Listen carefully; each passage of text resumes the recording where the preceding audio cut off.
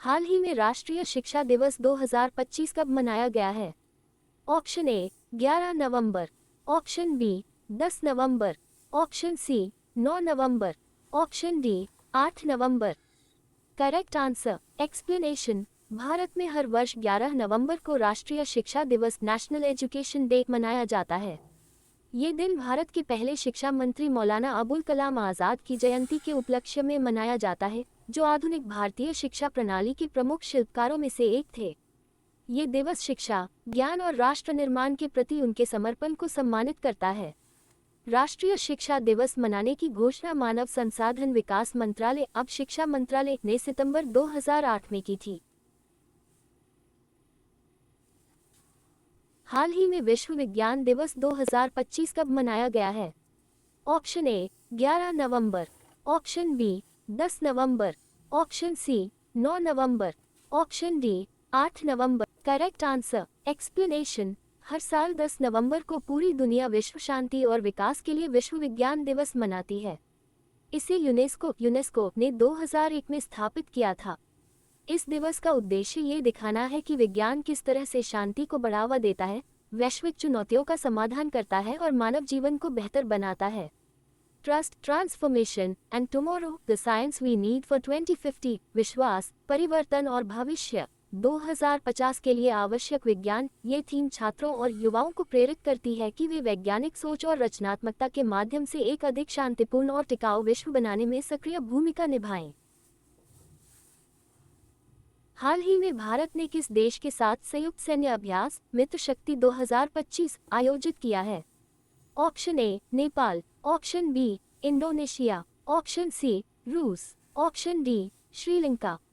Correct answer explanation. Bharat और श्रीलंका ने 10 नवंबर 2025 को सैन्य अभ्यास मित्र शक्ति 2025 मित्रा शक्ति शी का 11वां संस्करण कर्नाटक के बेलगावी स्थित फॉरेन ट्रेनिंग नोड में आरंभ किया। यह अभ्यास 23 नवंबर 2025 तक चलेगा। इसका उद्देश्य दोनों देशों के बीच सैन्य सहयोग और परिचालन समन्वय को सुदृढ़ करना है। यह अभ्यास आतंकवाद विरोधी अभियानों, पारंपरिक युद्धक रणनीतियों और संयुक्त राष्ट्र शांति अभियानों यूएन पीसकीपिंग के परिदृश्यों पर केंद्रित है। हाल ही में भारत और किस देश ने व्यापार और समुद्री क्षेत्र को मजबूत करने के लिए समझौता ज्ञापन पर हस्ताक्षर किए हैं? Option A Burundi, option B Angola, option C Zaire, option D Congo गणराज्य। Correct answer explanation. एक ऐतिहासिक राजनयिक उपलब्धि के तहत भारत और अंगोला ने मत्स्य पालन, एक्वाकल्चर मछली पालन, समुद्री संसाधन और दूतावास सहयोग के क्षेत्रों में सहयोग को सुदृढ़ करने हेतु कई महत्वपूर्ण समझौता ज्ञापनों माउस पर हस्ताक्षर किए। ये समझौते राष्ट्रपति द्रौपदी मुर्मू की अंगोला की पहली राजकीय यात्रा के दौरान संपन्न हुए, जो किसी भारतीय राष्ट्राध्यक्ष की इस देश की पहली यात्रा थी। ये दौरा भारत और अंगोला के बीच एक व्यापक और रणनीतिक साझेदारी की दिशा में महत्वपूर्ण कदम माना जा रहा है। हाल ही में किस राज्य में बहुविवाह पर प्रतिबंध लगाने वाला विधेयक पारित किया गया है? Option A Manipur, option B Meghalaya, option C Assam, option D Uttarakhand. Correct answer explanation. Assam सरकार ने एक ऐतिहासिक कदम उठाते हुए असम बहुविवाह निषेध विधेयक 2025 असम प्रोहिबिशन ऑफ पोलिगमी बिल 2025 को मंजूरी दी है। इस विधेयक का उद्देश्य बहुविवाह पोलिगमी यानी एक व्यक्ति द्वारा पहली शादी रहते हुए दूसरी शादी करने की प्रथा को प्रतिबंधित करना है। इसे दंडनीय अपराध घोषित किया गया है।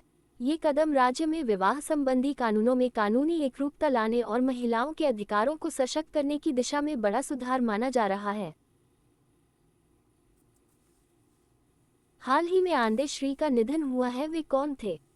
ऑप्शन ए फिल्म निर्देशक, ऑप्शन बी अभिनेता, ऑप्शन सी स्वतंत्रता सेनानी, ऑप्शन डी कवि।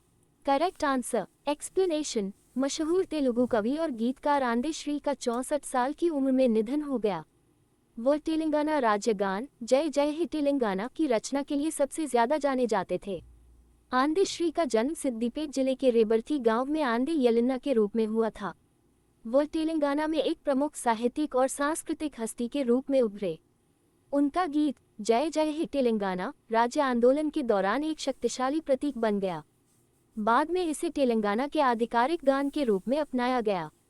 काकतीय विश्वविद्यालय ने उनके साहित्यिक और सांस्कृतिक योगदान के लिए उन्हें मानद डॉक्टरेट की उपाधि से सम्मानित किया। तेलंगाना गठन दिवस समारोह के दौरान राज्य सरकार ने उन्हें 1 करोड़ रुपए का नकद पुरस्कार दिया। हाल ही में जारी एशिया के सबसे खुशहाल शहरों में शीर्ष स्थान पर कौन सा शहर रहा है? Option A Kathmandu, option B Beijing, option C Mumbai, option D Shanghai.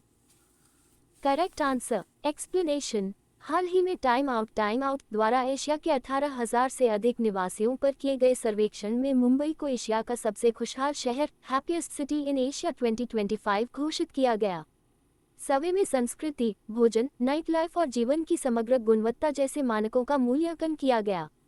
भीड़भाड़ और व्यस्त जीवन शैली के बावजूद मुंबई की अद्वितीय ऊर्जा और आकर्षण ने इसे शीर्ष स्थान दिलाया।